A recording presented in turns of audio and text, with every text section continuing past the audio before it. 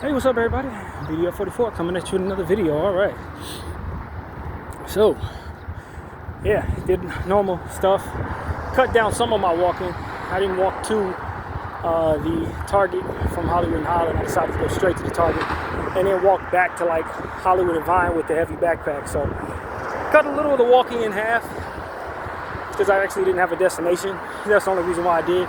I thought I was probably going to go downtown, and when I got to Hollywood and Western, I'm like, nah, let me just get off here. So I would have did the walking, but it's all good because I left out of the house later than I normally would. But yeah, I feel pretty good. A little winded. Just got to climbing the steps. Backpack's fairly heavy, but nothing too serious. I just ain't been able to do the walking as much this month as I normally do. So this is why it's so important that I get this walk in today. Could have left the house yesterday, decided not to. I didn't even really have a reason for that. I just stayed home, did laundry, did a couple art pieces, nothing too serious, slept, that kind of thing. So I'm definitely well rested. But yeah, man, feel good. There's a lot of stuff going on. We talked a little bit about what I was thinking in the first therapy session video, and talked a little bit about what's going on with the situation with Big U, and I just segued it into something else. I had nothing really big to say about that situation. It's just I hope people listen when I say, if you're going to involve yourself in these type of activities, do understand that those who are looking to hunt you are set to benefit greatly from seeing you fall, and they have a lot of things that drive them to get you, because they damn sure aren't going to get the worst people in the world from doing the worst things in the world. So they're going to go get your gangster self off the street and then call you, getting you off the street, cleaning up the streets, when in actuality, if you really want to clean up the streets, you get these damn Zionists off of it. But that's a whole nother story. I don't expect a Zionist RICO to be coming anytime soon. I don't. But they're gonna keep getting y'all gangsters. So, and one of these generations is gonna figure it out. And I'm hoping to influence that generation sooner than later with my voice and planting the seeds in whoever listens to me to spread that message. It ain't cool to be a G no more for no other reason than you're in the belly of the beast, and they looking to take you down, so they ain't got to take down themselves. So they ain't got to go seeking out one another for all the horrible things they're doing all over the world, giving each other the damn chair. They're going to definitely give the brother the chair. That's for damn sure. So that was pretty much what that video was about. I went into that and got on white supremacy's backside and Zionist supremacy backside, as I often do. No apologies. Don't care. I don't care, bro. Sis, I don't care. I know. I stopped caring about 2 days ago when I saw yet another set of genocidal images in my phone. That's when I officially stopped caring about what people think about what I have to say, whether or not I'm coof, whether or not I'm cussing too much. I don't care right now. I just don't care.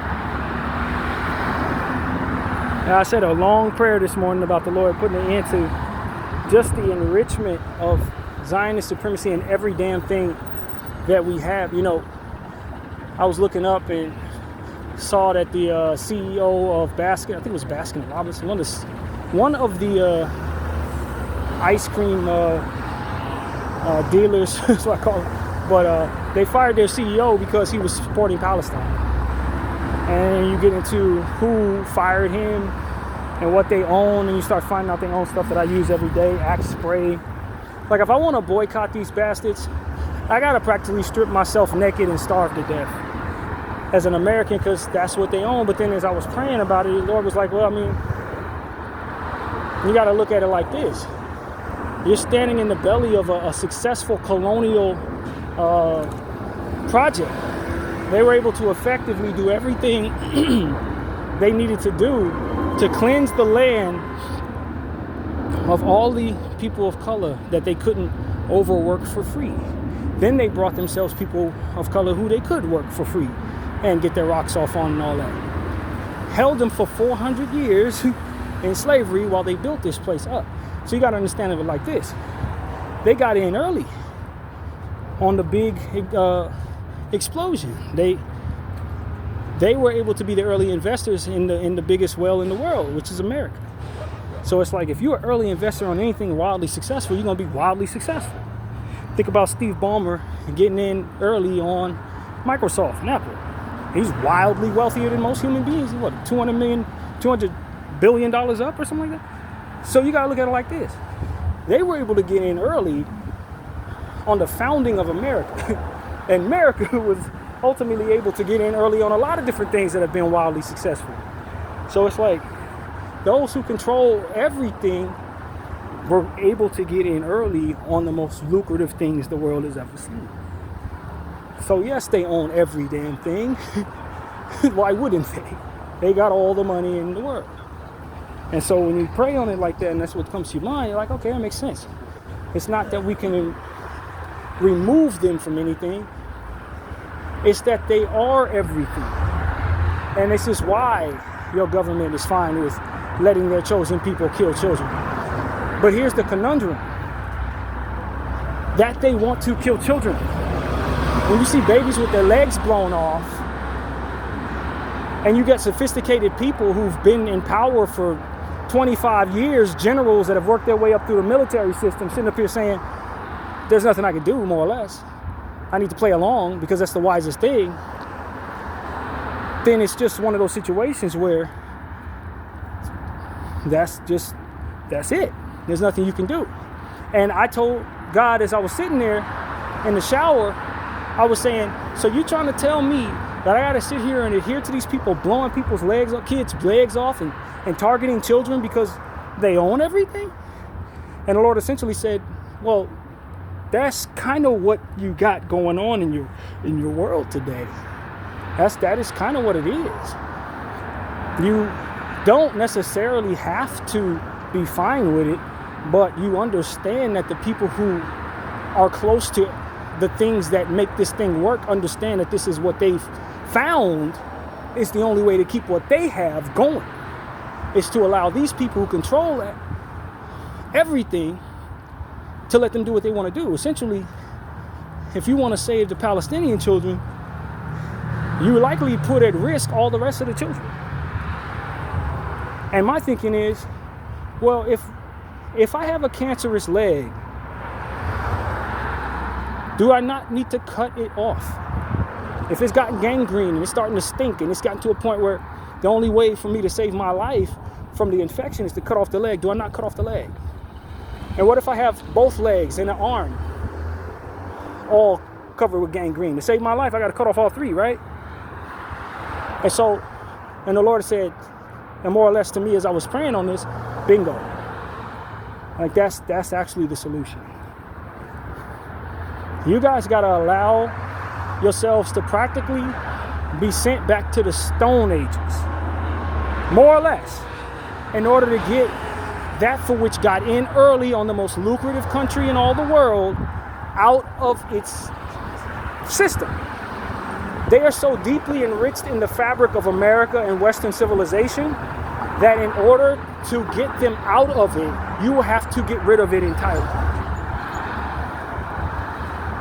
That's what God helped me understand as I was praying.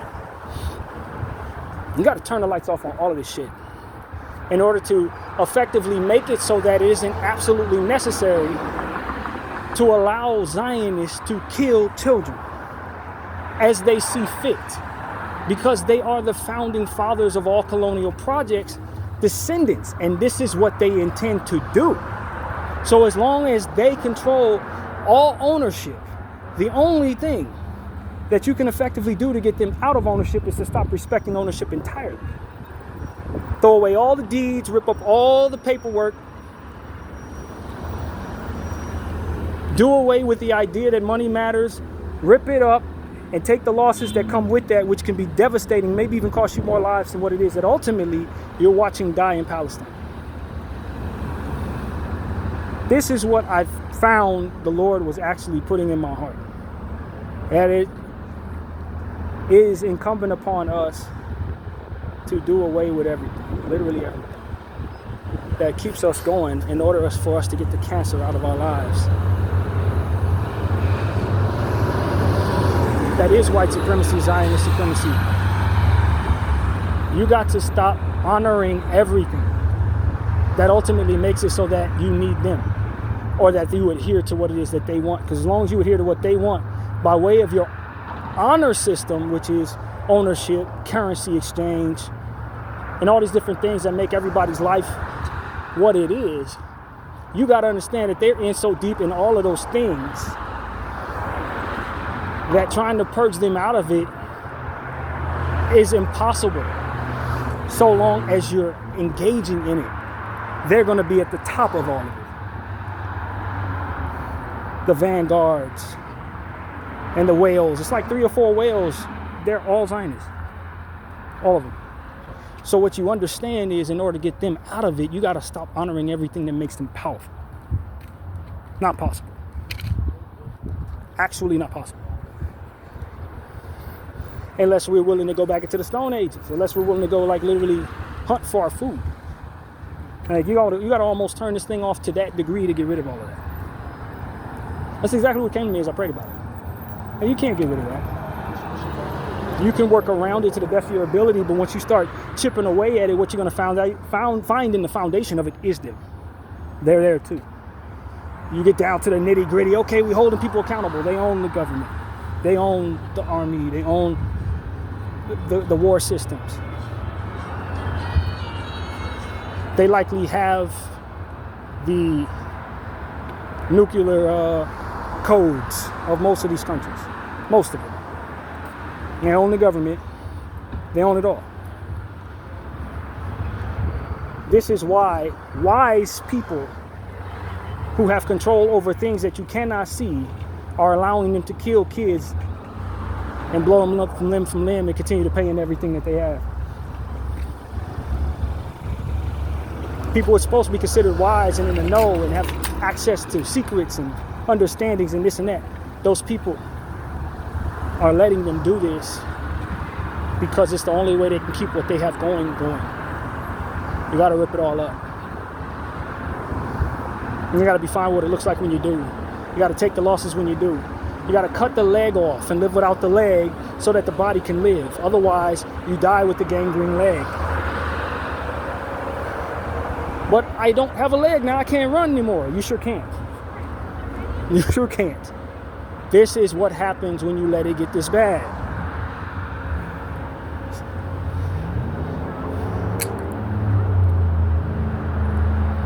And the sick thing about the generation we're in is a good portion of the people we're alive with today, they don't really see the fruit in even looking into the rabbit hole that ultimately reveals all of this to us. They're enriched in psychological propaganda that effectively turns them away from all of this. And furthermore, some of the people who are pretending to be on your side are not on your side. They're just distancing themselves properly from genocide. Some of them don't actually want anything more than what the rest of the Zionists want. They just don't want to be seen as Zionists because they know how bad it is for business, and they know that at some point, people are going to start realizing they got to cut the leg off to heal the body. And so they got to hide themselves from being that gangrene in order to keep themselves from being cut off. So they're going to say free Palestine when they really sending money to Israel. This is what the Lord is telling me, essentially. And not everybody. There's some good people out there who really genuinely wants it to stop. But there's a lot of people who have their interests wrapped up in this continuing. But they don't want the backlash. They're wise enough to know they should distance themselves from this. So they're protesting against Palestine. But they don't really want it to stop some of it. You don't know who's who. This is what it is. You got to take people's word for it. But trust me, there are a lot of people hiding in the shadows pretending like they want this to stop, when in actuality, they have no interest in that. They just don't want to be blamed for it. They don't want to be standing next to it when that Titanic go down. They've been benefiting from it, but they know when to fold. They're a bit wiser than some of the others. And in order for them to stay in power past when people start cutting legs off, they got to pretend like they're intentional on never allowing this to happen. And in actuality, they ain't any problem with it. They're just playing the game.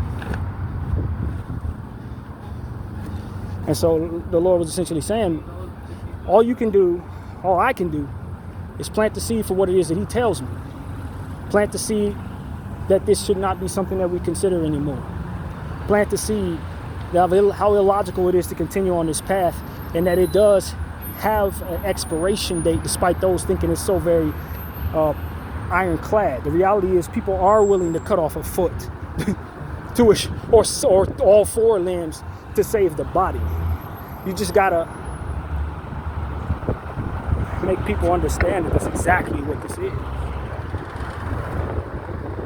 You gotta plant the seed that that's what's necessary to save the body. Because they don't even think they got gangrene, a lot of them. Don't worry about the Zionists alive today. They're going to die just like everybody else alive today. We got to worry about tomorrow and the ideology that they carry forward unchecked. And make sure that you plant seeds into the earth that check them. And that's exactly what the Lord was telling me. Check them. Just like you have been doing. Check them. And I'm like, what about the kids alive today who are going to suffer tomorrow because of this not being done fast enough? You're like, what is in motion?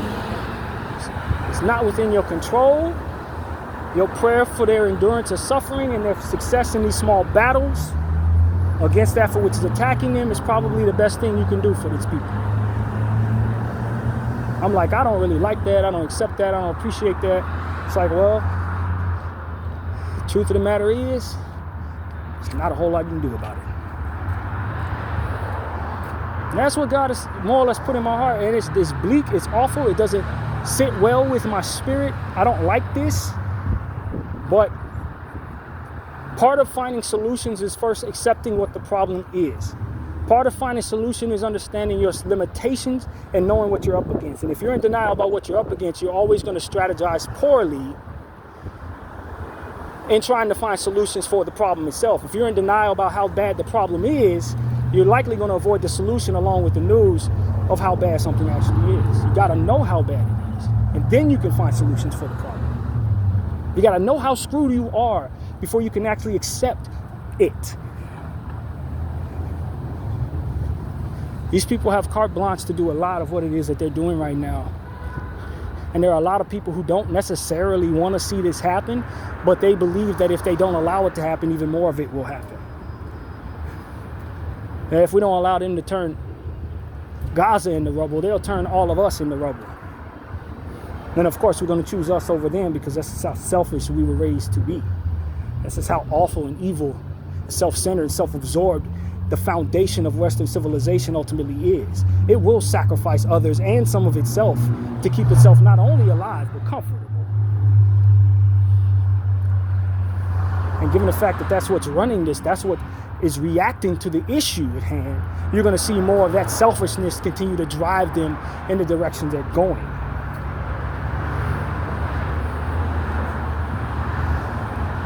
Self-serving individuals, self-exalting individuals, capitalist worshiping, money worshiping individuals are reacting to the problem. That's the reality of it. It's not people who put humanity first reacting to the issue. It's people who put systems first reacting to the issue. Wise as it pertains to what keeps them in power and keeps things furthermore going. So they're always going to choose to let this take place so that not only they can keep what they have going, but they can stay in power through it. One of the bigger problems that we have is who is representing us while the problem is in place. How they value things and what they will allow by choice based on their spirit while being in power. This is what makes it a much bigger problem than it even would otherwise be. The problem is the infrastructure of these entities that want to kill children controlling everything. What compounds the problem is your government and how they prioritize their power over anything else. Despite them not really having any damn power, for which this is all exposing us. The 1%ers' intention in this world is allowing for this colonial project to complete itself. So that's why your country is so interested in empowering Israel above all else, because the bigger picture is literally making those who are enriched in the fabric of everything pleased with anything, so that the people who have power can remain in power. Otherwise, they will remove them. If your politicians don't continue to allow Israel what they want, Israel will remove those politicians and replace them with people who will, which is what has been going on.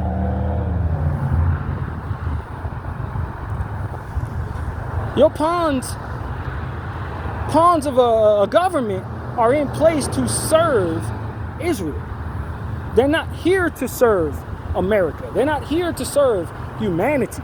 They're here to serve the 1%ers, and the 1%ers' interest is finishing this colonial project. That's why you're seeing some of your main American officials standing under an Israeli flag. You see a guy have an Israeli flag and not an American flag in his office. It was one of them dudes, I saw a picture of that. He didn't even have an American flag in his office. There's an Israeli flag in his office. Dual citizenship. Because the goal of those who control everything is to complete the colonial project of Israel. And so long as that situation is not complete, this is what they're turning their attention to as in a Western conglomerate. Period. It's all about Israel. It's all about keeping that area what they want it to be, destroying any and all traces of those who otherwise inherited the land naturally, and replacing it with white supremacy and capitalism. That's it. They stand behind the Jewish faith, but that's not what this is. That's not what it is. The people who are enforcing this aren't Jewish. No, they're white supremacists. They're white supremacist, capitalist-driven individuals. Israel is a Jewish state per se, but only as it pertains to it being necessary for them to continue to complete the project. What it actually is just another white supremacist, capitalist, colonial project, incomplete. Because the natives of the land are still there fighting their asses. And the surrounding Arab countries, some of which they have at bay, some of which they don't, and they know all of them likely resent them, but don't see any purpose in doing so based on what it is we come to know, are still a threat to the process of this project being complete. Because if they rush them from all corners, the project goes boom.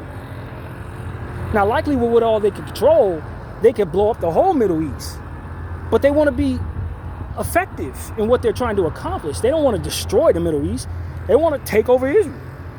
They want to erase Palestine. They're not interested in erasing the entire Middle East. That's not what they're interested in doing.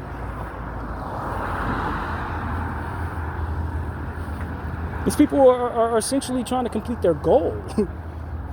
Just like they had to try to complete Canada, they had to complete North America, they had to complete Australia. We just happen to be in a space where this is where we are with that particular project. And since they've been so successful in all the other projects, it's not like they see the fruit in not continuing the project just because we're sitting here watching them. Who the hell are we but a bunch of dead people, future dead people? They don't care about us. Yeah, we could be unhappy about it, but like, we're throwing stones at bombs essentially. We have no power, and we're rocked to sleep by how appropriate we're supposed to behave. So none of us are going around cutting their throats or nothing like that. We're not using the effective measures to make things happen. We're using our voice. We're being peaceful and all this stuff. That's not what forces things to happen in this world. Violence forces things to happen in this world. And as long as we are tricked into believing that we're never supposed to be violent, and furthermore not trained to be violent, we're not as much of a threat. They just got to be able to continue to work their psychological programming onto our brains, or to the brains of the people who are listening to us, so that it doesn't become a situation where that for which is wokeness, so to speak, spread like a virus. This is why they hate wokeness. This is why they deem it such an inappropriate and derogatory term, because it wakes people up to the idea that they are asleep to the understanding of the unfairness of how this thing is ultimately agreed to be run. A lot of the people who hate wokeness, they benefit greatly from the imbalance of things, and furthermore from white supremacy. And so this is what it is. This is what I've come to understand in meditation and just paying attention.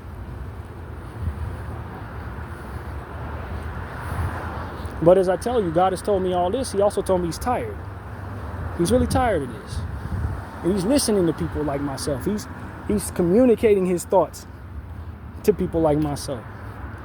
He is empowering us to speak in spite of the presence of all of this being somewhat considered futile as it pertains to what it is we're measuring. We don't feel we can necessarily change people's minds. Half of us who are able to speak aren't able to reach enough people to do so. Some of us keep talking to the same people and over again. We ain't convincing nobody new of anything. We have the people who already agree with us continuing to hear the same stuff that's supposed to make people agree. They know that. But the one variable that they don't understand in having everything lined up ironclad, deeply enriched in what it is they want, them having gotten in early on all these projects and not being wealthy beyond measure, there's one variable that they're not considering as well enough to fear at all. And it's what the essence of what the first video was about today, my last therapy session. That is, there's a God who is tired of them, who may throw a monkey wrench in this that they don't see coming, something that they'll have no control over, that ultimately will close the gap on all of this. Something they think they likely have control over already, that they really are not in control of at all. This is the essence of the Lord being tired. It's him putting a monkey wrench in the whole damn thing that ultimately isn't even visible right now. And that, my friends, is what the Lord has every option in doing. And speaking of options, there's another thing that came to me in meditation last night. It's the essence of what it is that I think is very important to say today. The essence of what a Jew actually is the choice of the living God to choose who he chooses. It's not a religion. It's the option of the living God to choose whoever he wants. It's the essence of what a Jew is. It's the Lord's chosen people. So he can pick and choose who he wants.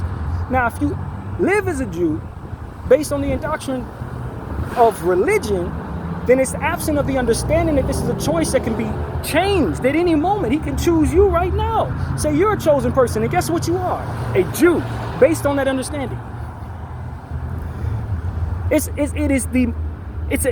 something that is hidden in plain sight when you really consider it.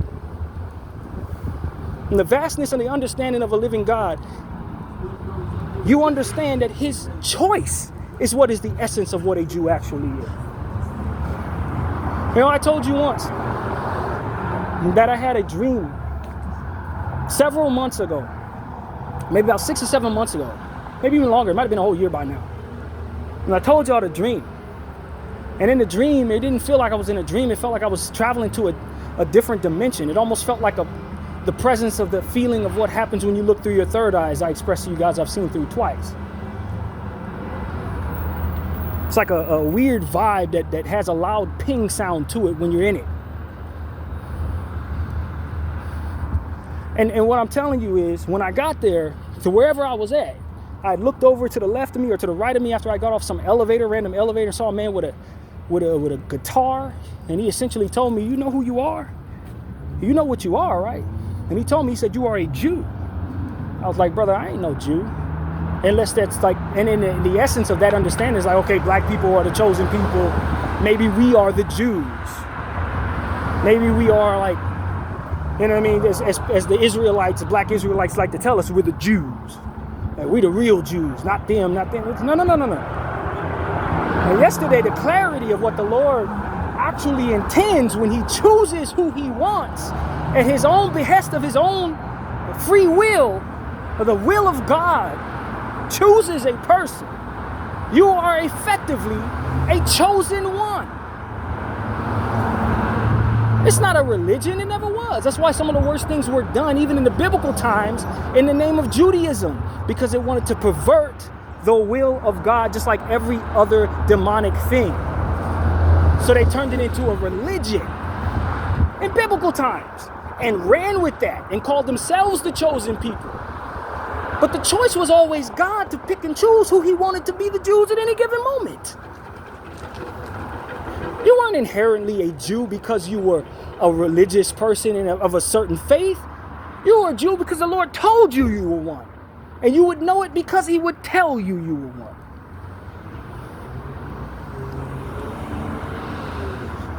Hidden in plain sight. It's not a religion.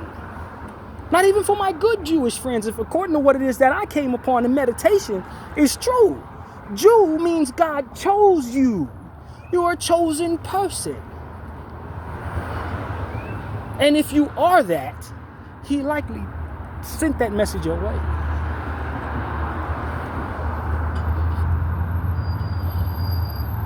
Now, if you adapt to a religion from the country or the times of past, or the state of Judea or whatever beyond my understanding, and you call yourselves Jews, that's fine. That is what you choose to be. That's a religion. But this is not the essence of what God was talking about when he chose people, when he decided that he would choose people. That's not what he was intending. Was for a certain people to believe that they were all chosen blindly because of the section they were in. No, this was the choice of God at his given intention to do whatever he chooses. So if he wants to give a dream to that lady over there and say, yo, you are chosen, guess what she is? A Jew. I have no text to back this up. You may look in the biblical days and find that everything I just said might be the opposite of what these people believe. Far be it from me to tell them how to follow their religion. But I can tell you the reason why your religion has been infested with demonic energy is because the religion itself has been following things that weren't necessarily protected by God. This is why they could put on your hat and do the worst things in the world. Because my lovely Jewish friends, this was not what it was supposed to be. To all my good Jewish friends, that's not what that's supposed to be. You were not chosen as a collective. The essence of God's choice is vast. The essence of God's ability to choose is vast. He can choose anyone at any time. That's the essence of being God. He can do that. You're putting limitations on God's will as it pertains to his options. When you say that everybody over here is chosen versus those who are not, who are you to put limitations on a living God?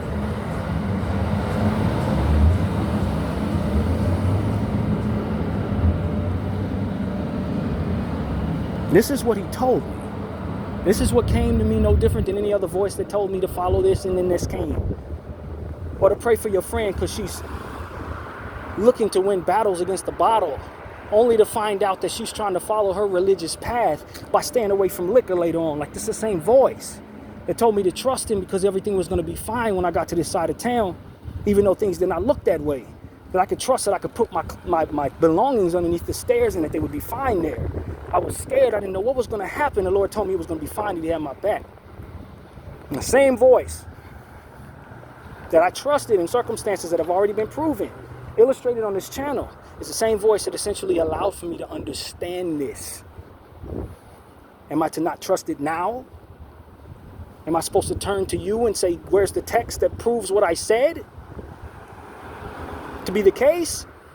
When just last week the Holy Spirit told me in the same voice that I had more or less disrespected him by turning to a friend of mine and asking her to pray to him about something he came to me and told me directly?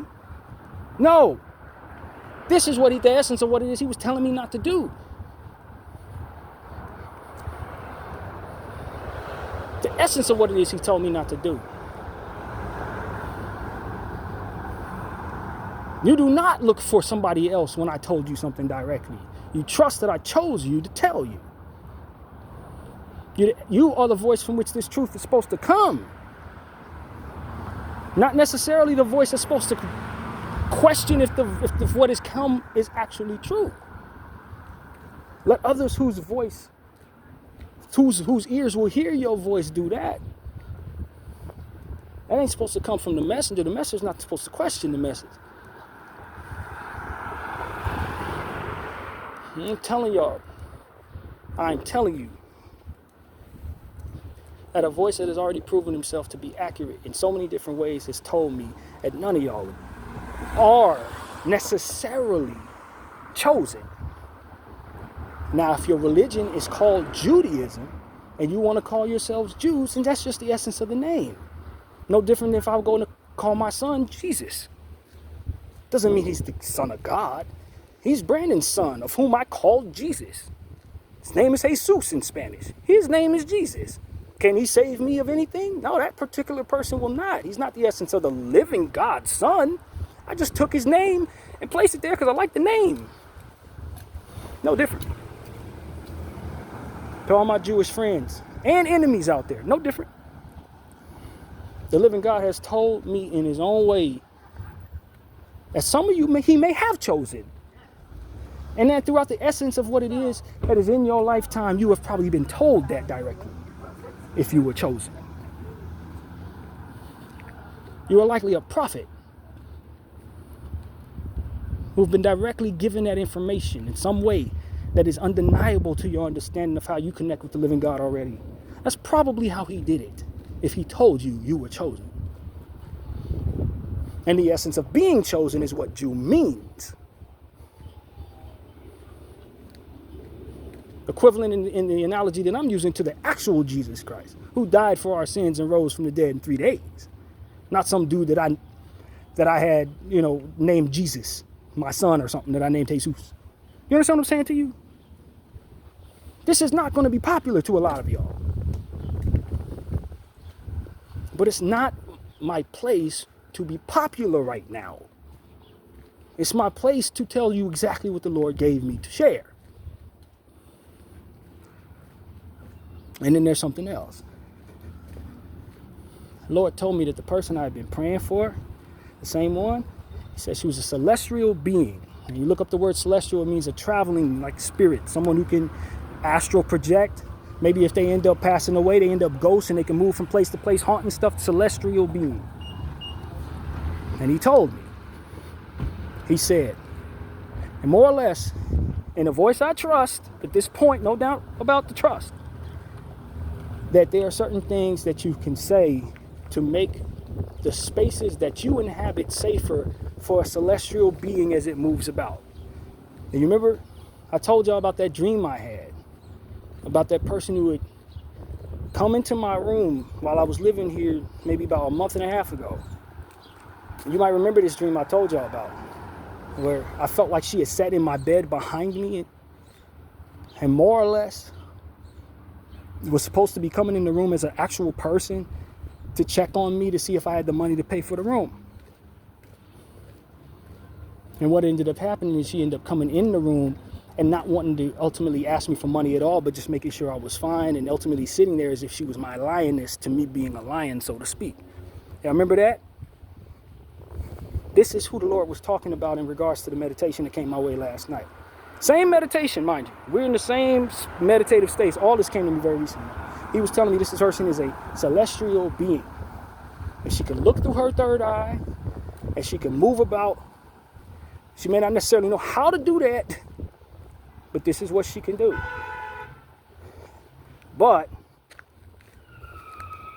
that because I am favored spiritually,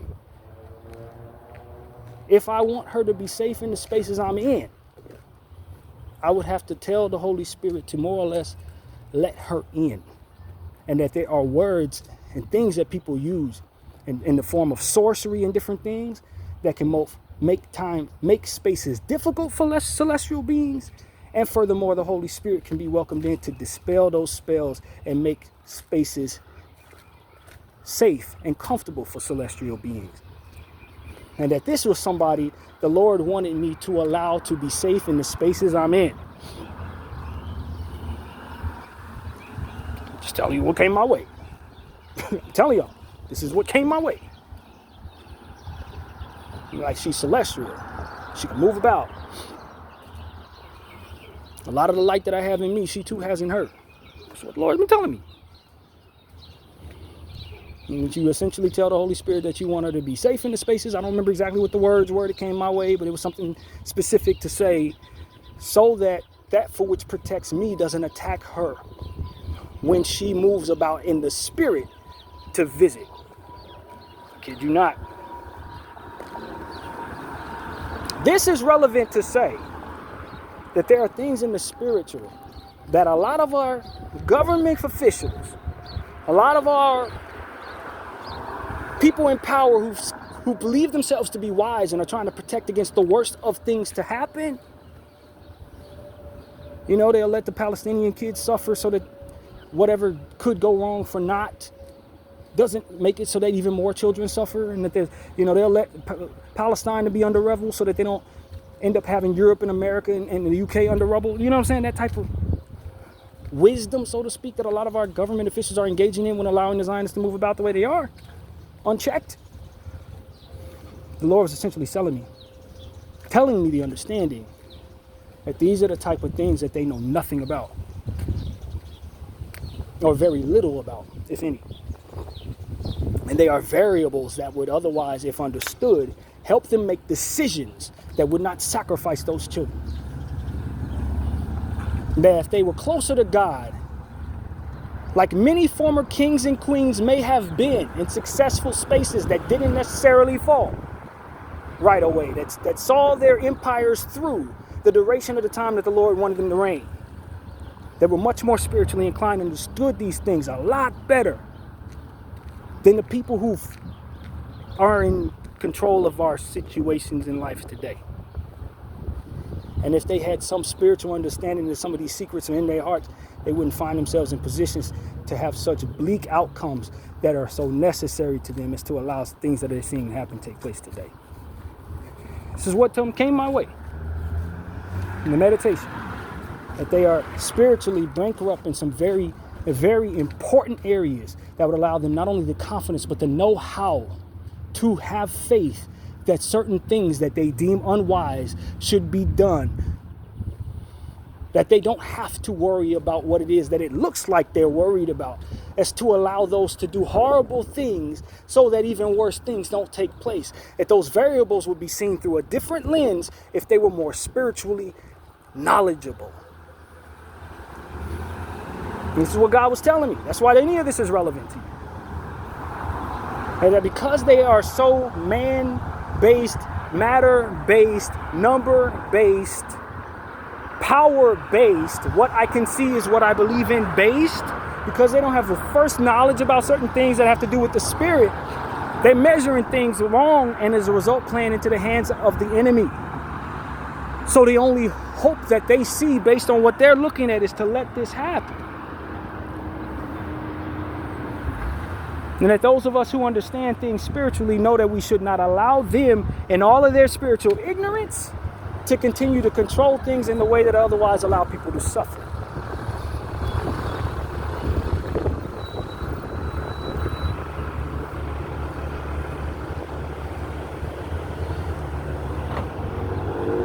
Because if they were looking at things the way they're supposed to be looking at them, through the lens of what it is that would be possible if they were closer to God, they would know that what they're looking at is not as it is. That they don't have to let kids die in Palestine in order to keep kids here from being killed and crushed and suffering.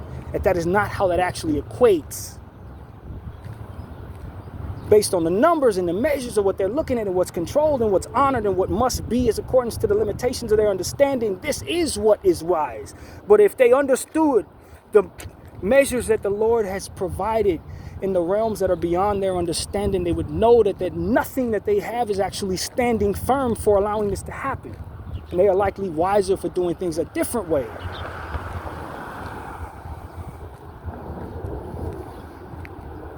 That's what the Lord came to me and told me.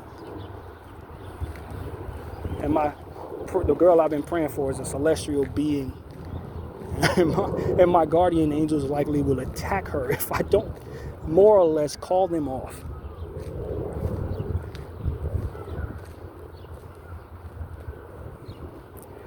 This is the essence, my understanding, the essence of good and bad fortune. Good fortune, good karma, all these different these things. The essence of those things are in the spaces that God created, that the matter of flesh and bone do not move about. Entire different dimensions and worlds that the world we're in is too spiritually bankrupt to even explore, let alone master or understand. That a lot of this would not even be considered real in our understanding of science. But the secrets of these things are hidden in the people amongst us and those who've experienced it. Many of them are who are afraid to speak or otherwise don't just see any fruit in even exploring what it is that they've experienced. It ain't no point. You're in a world where money's key. They don't need to. What the hell can I get out of some random dream where I look through my third eye and now I see a bunch of things? That ain't real. I need to get this money. That's what's real. And they live in these spaces warped by the low frequency of the reality of our lives. The agreed low frequency that doesn't have any spirituality attached to it.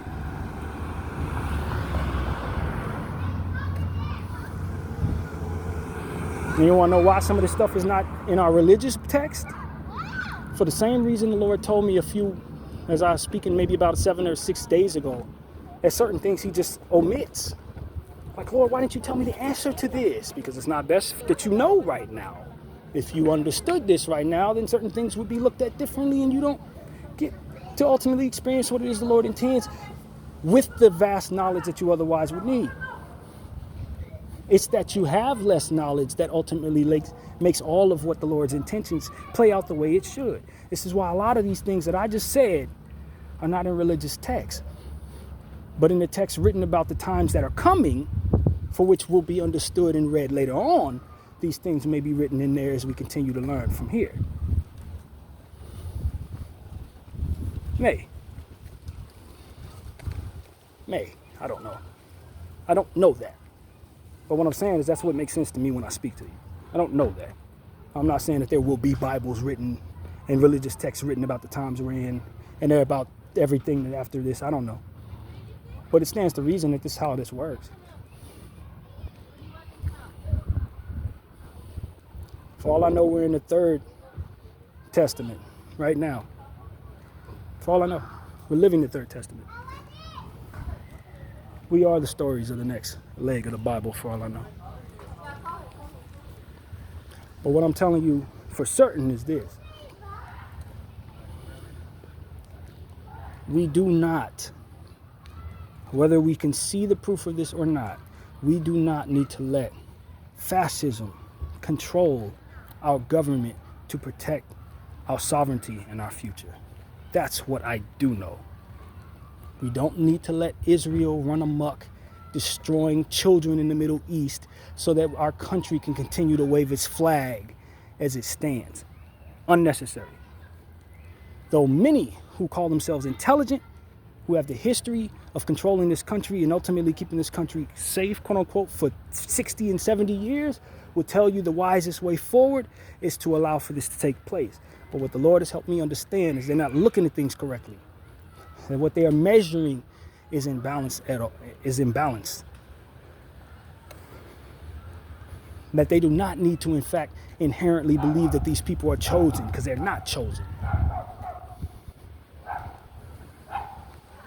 The essence of that is believed in a lot of these spaces where people are wise and in control. They believe that they're supposed to let this happen based on biblical text. Influence of an understanding of a living God without them actually having enough understanding nor a relationship with him for him to be able to reach them, to tell them that he didn't choose these people for this. He can't reach these people. They don't know him.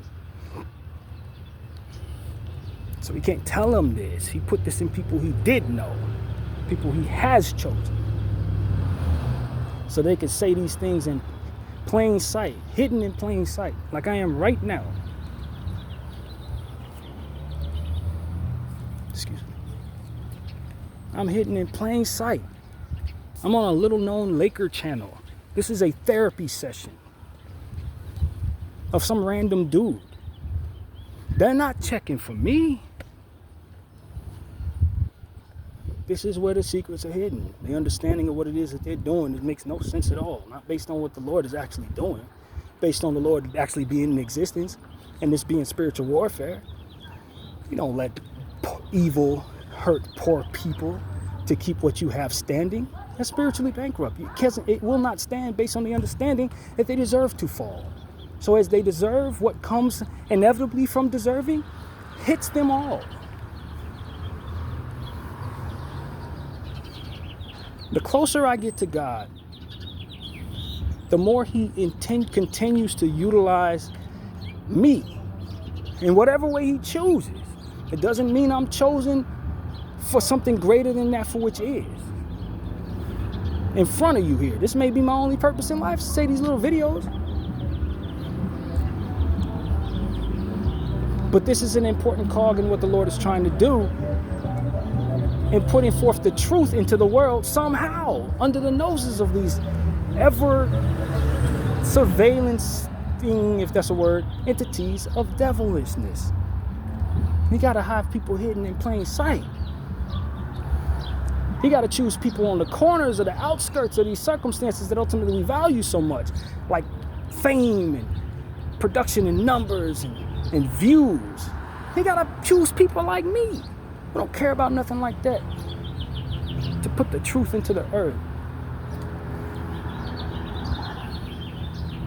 Because if I try to have a big voice and say all this, they'll shut me down before I ever get a chance to. That's why you didn't choose a Stephen A. Smith to do this. That's why you didn't choose a Brian Gumble to do this. Because they shut his voice down if he tried to. It makes sense when you really consider it. When in the presence of whatever entity telling me I'm a Jew, I do not feel like I'm chosen above you in any way.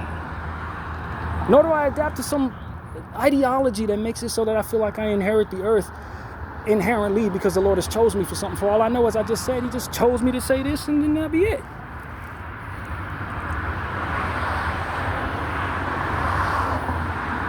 I assume to trust the voice, which is why I speak so matter-of-factly. Even this feels like it exalts me too much. I see the fruit in not exalting myself. Furthermore, why I feel like I'm chosen. Because those who are truly chosen are not sitting up here saying, yay, I'm chosen better than you. No, we understand that comes with a responsibility. It comes with harshness. Great peril to our lives if we don't do what the Lord says in exactly the way he does. And maybe furthermore peril in our lives if we do.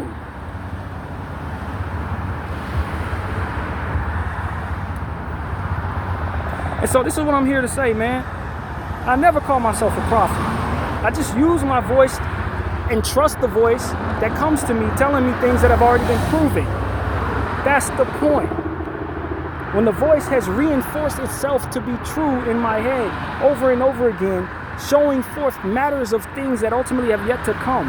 In its preludes to me about things that are yet to come, that's when you start to have faith and believe that, I am being told something by something greater than I, and I should listen to it and follow it furthermore, not question it. And he's still working on me in that regard. I am not comfortable in this space. Do not get that part twisted. I am not comfortable saying any of this. I do expect people to call me crazy. I do expect people to call me a false prophet.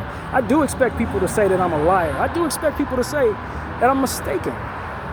Because I too would likely say that to any of you if you were to say certain things that allude to you being spoken to by a living God about the importance of your own being. And furthermore, about us going against things that otherwise look wise to those who know more than I. But when the voice has been proven, when he shows you things, you just gotta roll with it. It's the essence of being someone that he speaks to, is that you understand you're being spoken to. And then furthermore, trusting it beyond the matter that's in the world that tells you this is proof, this is what can otherwise convince, and this is what otherwise is true. You got to go against that for which seems normal to you in the presence of culture and koof and manners and will and wisdom of man, ambition. You just got to trust that God is really here and he is risen, and he wants you to trust the voice that he's put in your heart so that you will move about the world unwavering in your conviction as you speak what he's given to you. It's the essence of the evolution that you're seeing in me right now. PDF 44, I thank you all for watching.